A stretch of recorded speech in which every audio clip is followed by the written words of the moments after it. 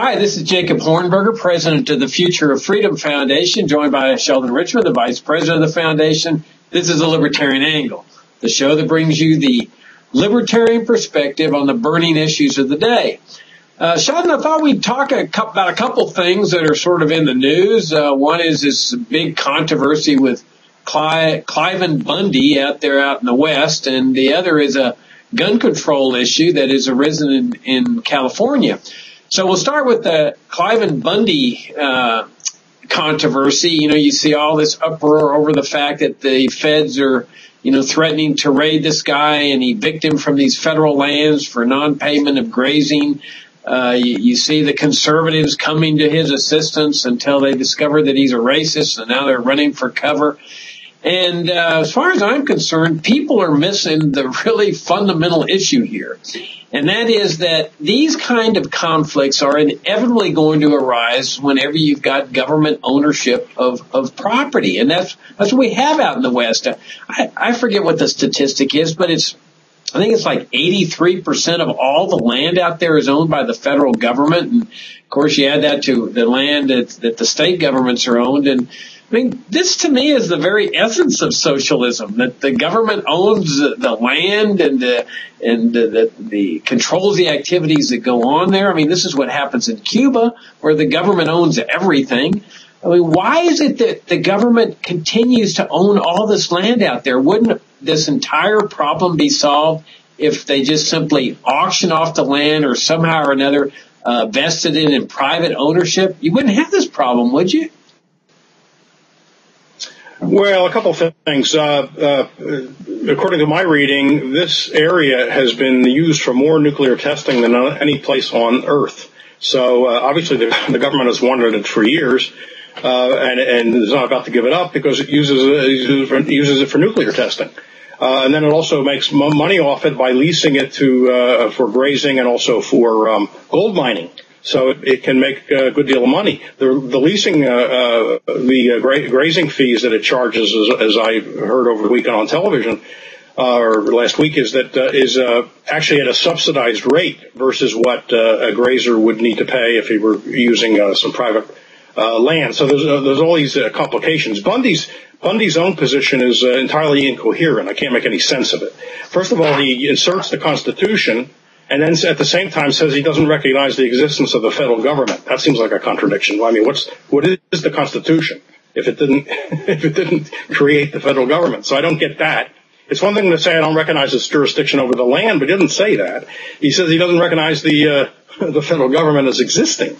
The second thing is he's told Will Grigg, the libertarian blogger who's been on the scene and been talking to him and other people, he's told Will Grigg that he's perfectly willing to pay grazing fees to the county and state government. So it sounds like he's one of those sagebrush rebels that we used to hear about in the 80s who only wanted to change the jurisdiction of the land. They didn't want it privatized. They were calling for the feds to get out, I guess asserting constitutional rights the Constitution, and then claiming that it's the proper jurisdiction is the state and local government or county government. Well, that's hardly a libertarian position.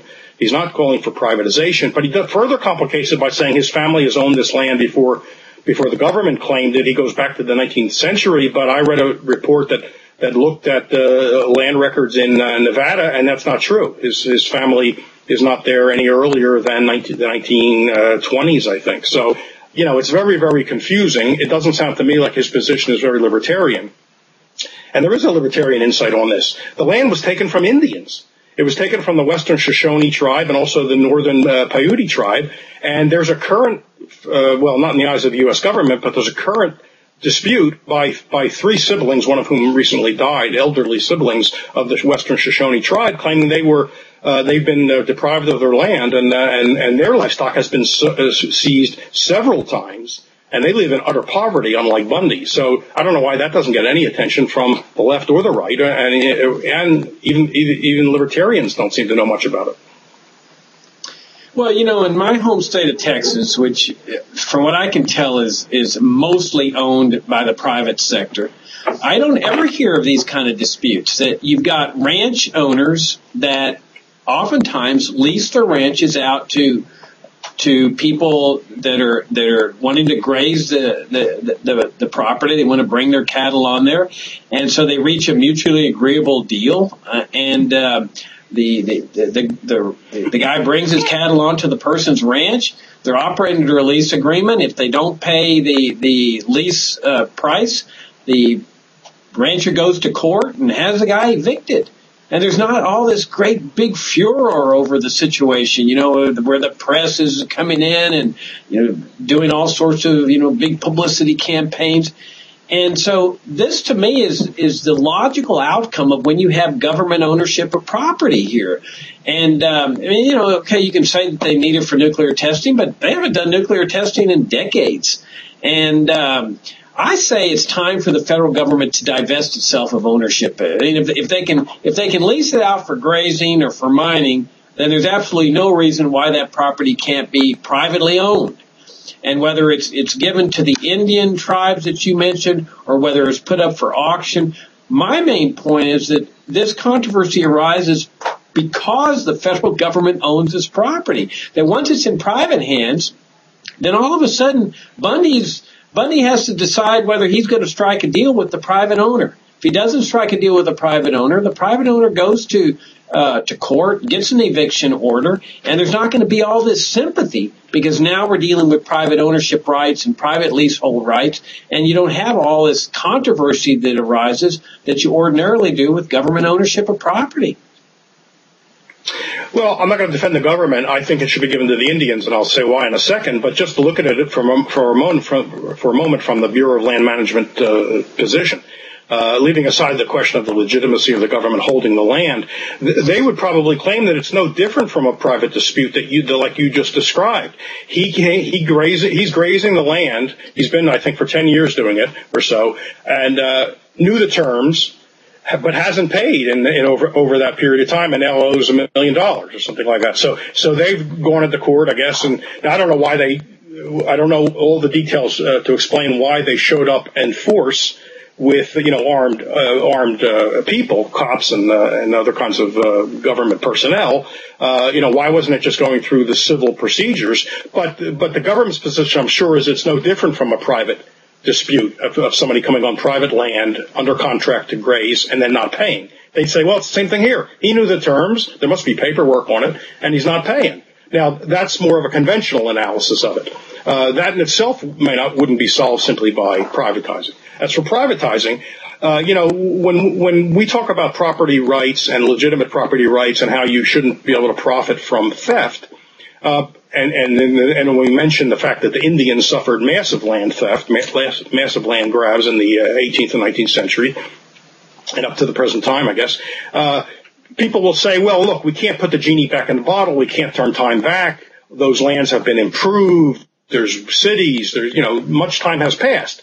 And the thieves and the original victims are gone, long gone. So surely the proper solution isn't to simply give the land back to the heirs of the victims. That's what gets thrown at libertarians. And these are very difficult issues. I'm not going to try to solve it here. I don't know that I have a fully satisfactory answer to when that scenario is the case. But this is not that scenario. Here you have government-held land, I believe it's 80% in Nevada, which is probably largely unimproved. I'm sure the testing ground for nuclear weapons it doesn't have a city on it, right? They're not bombing a city. They were testing bombs. It's probably vacant, unimproved land. And the same thing with the rancher, with the lands that they lease to ranchers. Maybe there's some fences, but otherwise, if it's just grass growing for cattle, then that's not a lot of improvement. I don't know about the gold mines. Maybe there's some structures, related to the gold mines. But the point is, the government's been using this land to the benefit of private privileged interests, in other words, the ranchers and the miners. The government makes some income off it. Of course, they're making income, or else they wouldn't be doing it, the people that lease the land. I would say this is prime land to return to those Indian tribes. I mean, because most of it's unimproved anyway. Give it back. It's the clearest case of giving it back.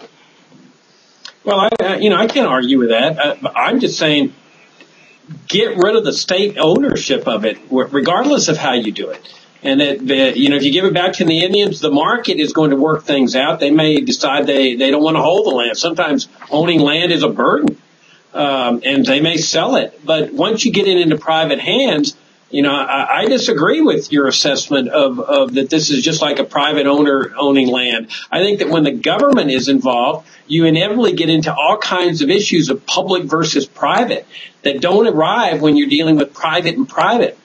People look at this as the big tyrannical federal government oppressing this one little solitary landowner that's holding his own against Goliath and so forth. That kind of issue never arises in the state of Texas when you've got a landlord that is evicting a guy for non-payment of a lease. If he's agreed to pay for the grazing rights on a ranch and he doesn't pay, he's ousted, and you don't have the press up there looking at this as a big Goliath versus David type of a dispute. I think this arises solely because of the big federal government involved in this thing. But as far as private ownership, put it in the hands of the Indians, auction it off. It doesn't matter to me. Just get rid of the federal and government involvement of this. This violates our heritage of private ownership of property, free markets. And, when you do this type of thing, to me, it's akin to what socialist countries do, where they in Cuba, they have the government owning, well, maybe 90% of everything, and along with all the bad things that come with that, I see this as just a variation on a theme.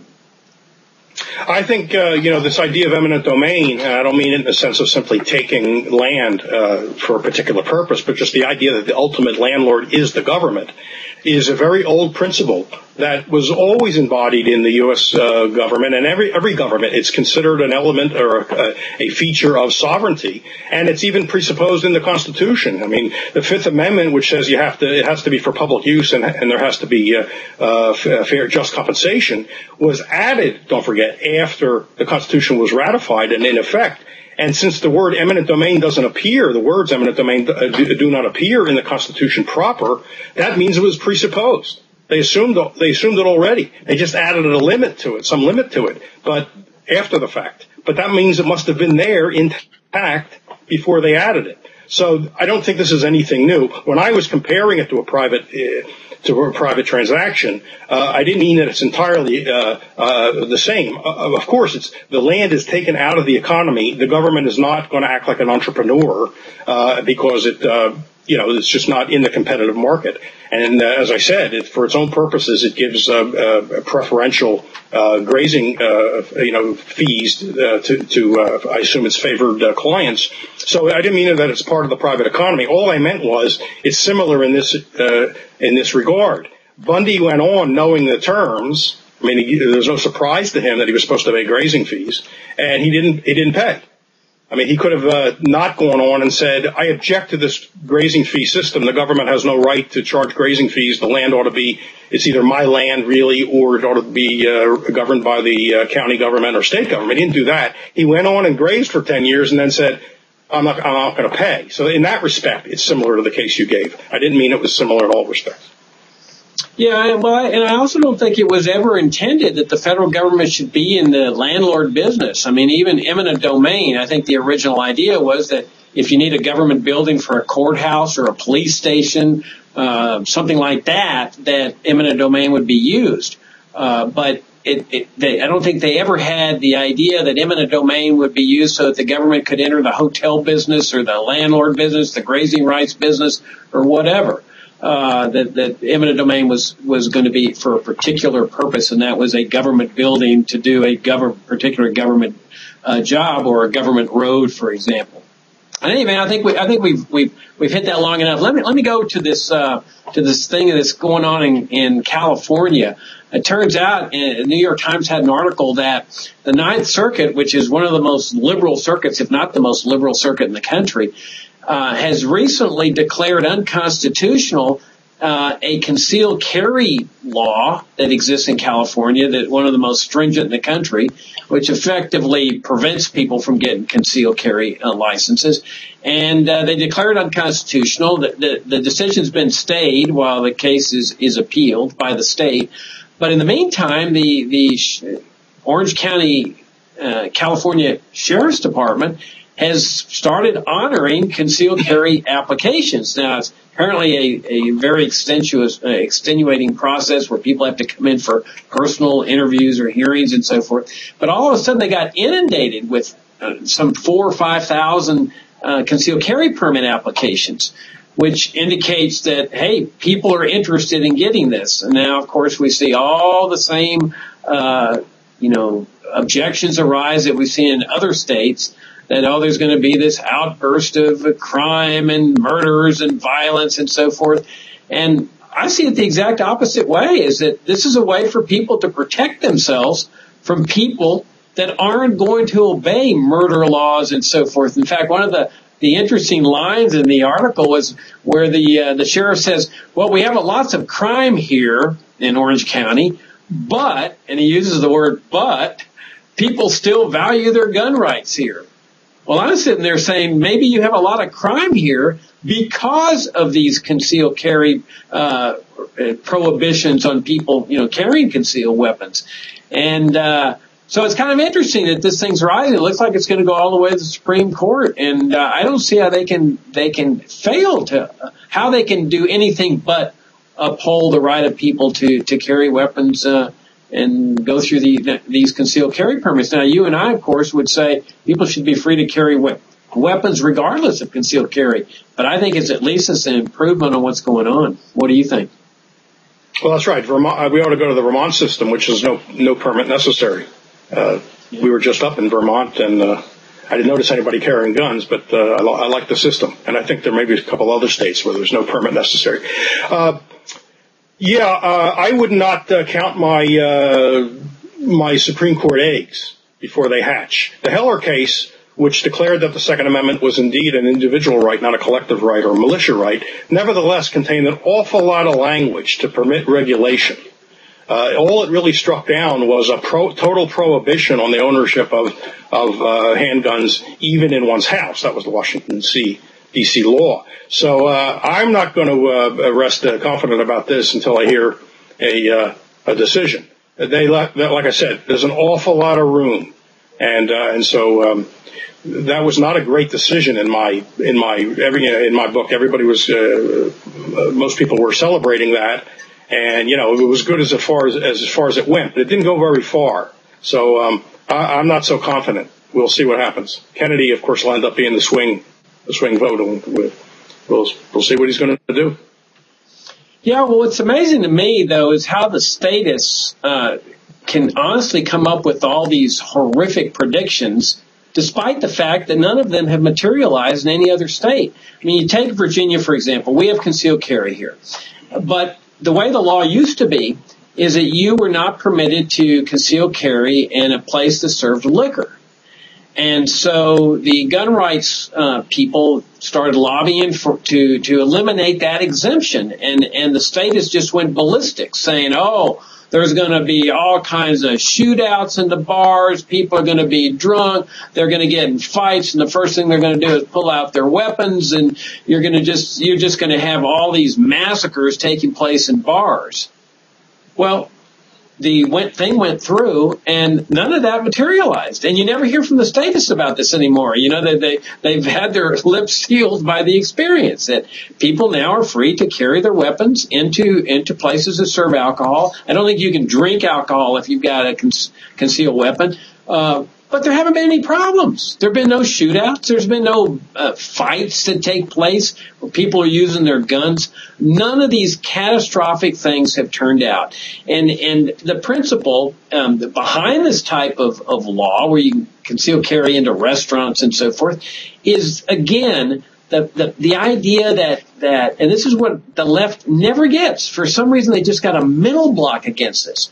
That a person that's going to commit a murder is more likely to go to a gun-free site. He's going to go into a restaurant that doesn't permit people to carry weapons in there, or he's going to go into a school, a gun-free zone. that it's just logical that if a murderer or mass murderer wants to kill as many people as possible, he's not going to go into a gun show, for example, and start opening up with his weapon. He's going to go into the areas where people are not permitted to own guns. I mean, take the Fort Hood example, both Fort Hood examples. You know, the shooters choose the place where people are prohibited from carrying weapons. And so I don't see why the left doesn't get this. That concealed carry actually results in a more peaceful, secure society. Even if you choose not to carry a weapon, the fact that other people might, that are competent and able to use those weapons, makes you safer, because the would-be shooter, the would-be murderer is less likely to go into that area. And if he does go into that area and start shooting, you're going to be very happy that somebody's going to be there next to you shooting back. The anti-gun lobby dies hard. I mean, they're not giving up their cause. Georgia just last week enacted an amendment to their concealed carry law, which does extend carrying to bars and government buildings and parks and churches, things that had been excluded earlier. And of course, the same kind of warnings were raised, and but the bill passed and the bill was signed by the governor. But as you say, the prohibition on carrying in those places doesn't effectively prohibit the people with bad intent from carrying. So all it really does is extend the law to law-abiding people who don't have bad intent and who will wish to defend themselves if someone with bad intent brings a gun into any of those places. So yeah, your argument is absolutely right, and you're also right in saying that they never contend with that argument. The other side never answers that argument, and to me, that's because there is no answer. So they have to pretend the question doesn't exist. Well, right. And every time, somebody attacks me on this in email and so forth, I start drawing out their arguments, because I'm really fascinated as to how they can do this. And by the end of the arguments, where I'm just asking the person to explain to me how his reasoning works, he always ends up with a dead end. When I tell him, well, give me your favorite plan and how it's going to work, when he finally starts to draw it out, he realizes he's boxed in. And one of the arguments they sometimes use when I say, well, look, in Washington, D.C., you've got the murder capital of the world there. And yet you have very, very strict gun control in Washington. And so clearly your law hasn't worked there. Well, then they revert back to this, well, the problem is that Virginia doesn't have strict gun control, and so people in D.C. can get guns in Virginia. And so the logic of that is, well, we need nationwide gun control laws so that nobody can get them. But, then I point out, well, this is ridiculous. You've got, how many millions and millions of guns already out there? I mean, the genie's out of the bottle on this one. And so all those guns are going to be readily available to people in a black market. And if you think that the war on drugs has been a failure, imagine what a war on guns would be. Not to mention, so any of the bad guys is clearly going to be able to get his guns on the black market. And then you've got the international market where people could get guns. And so what they're really dreaming about is a North Korean type of society, the status, or a Cuban type of society where the private sector has no guns and the only people that own the guns are the government. I don't think that's possible, Sheldon, in a society like the United States, where millions and millions of people own guns that therefore would be available in the black market. Even if you made it a felony offense and everybody had to turn in their guns, there'd be plenty of people that would be keeping them. And so from that standpoint, I don't see it's a practical, viable solution, at least not for the United States. Yeah, just to add a technological point, we've already begun to move into the era where you can produce a gun on your own 3D printer. So let's get real about this. There's no way you're going to make guns disappear. The other side is just bankrupt. They have no answers. I remember a few years ago, I think it was during some big march, anti-gun march in Washington, and there was live coverage by the networks. And Rosie O'Donnell, who's an anti-gun activist, was being interviewed, and the reporter, to her credit, I think it was a woman, asked a good question and said, well, research seems to show that in states that adopt concealed carry laws, there's actually a steeper drop in violent crime and murders than in the country nationwide, because crime has been falling nationwide, violent crime and murders. But even more so in states that have adopted concealed carry. So the question that the reporter put to Rosie O'Donnell was, isn't that the way to go if you're concerned about gun violence? And she said, oh, no, I don't want to arm everybody. I want to take the guns away from the bad guys. And where the reporter fell down on the ground, fell down on the job, was in not following up, which would be to say, that's great. I wish you luck. What do we innocent people do in the meantime? In other words, it sounds like that's a long way off, getting the guns away from the bad people. Or maybe let's even go all the way and change them from bad people to good people. Fine. It's a very good ambition. But what do we do in the meantime? Of course, Rosie O'Donnell has bodyguards, like so many of these celebrity activists have. What about the rest of us? And that's the question. The other side is totally bankrupt intellectually. They have nothing to say. No, absolutely. And when you pass these laws, especially if you make it a felony offense to own a gun, the most law-abiding people don't want to risk that felony offense. They don't want to risk 10 years in jail. They're going to turn in their guns. And so really all you've accomplished is disarming of good people, the people that are now unable to protect themselves from the murderers and the rapists and the burglars and the robbers who don't give a hoot about these laws. If they don't give a hoot about murder laws and robbery laws and rape laws, why would they give a hoot about some kind of gun possession law? But the law-abiding people, the regular people, they do give a hoot about a felony conviction. And so you end up disarming them. And I mentioned Cuba and North Korea, and that's the other aspect of this. And we often tend to forget that our founding fathers, the reason they enacted that Second Amendment is not because of burglars and self-defense. That was part of it, deer hunting and so forth. But it was the right to resist tyranny. And that's one thing that the North Korean people and the Cuban people don't have the ability to do. And that is to rise up in revolution against a tyrannical regime. And so it's an insurance policy, gun ownership among the private sector. It's saying if this government ever becomes really, really tyrannical, we at least have the ability to resist. And the best opinion on this was Judge Kaczynski, federal appellate judge, Alex Kaczynski, and I forget the name of the case, but anybody who wants to read it, Kaczynski, Google Kaczynski's dissent gun control case, and I'm sure it'll pop up. But Kaczynski's argument is fantastic. He was writing, I think, a dissenting opinion in this case. But he said, look, this is a mistake that people can only make once, that disarm and permit the government to disarm them. Because once you get a tyrannical regime in, one that won't allow elections to be held, that's doing horrific things to the citizenry, then it's all over. You either submit or you die. When Kaczynski's saying, that's a mistake that can only be made once. And so a free people should never make that mistake.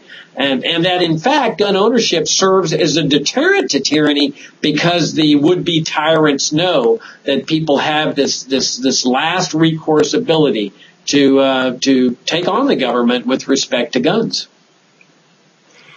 Well, and even in the Heller case, in the majority opinion, Scalia's majority opinion, he has a huge historical section going through that and drawing on work by Steve Halbrook and other people who have done quite a bit of historical research on what guns meant to people back in the 18th century and 19th century. So Supreme Court justices are aware of this.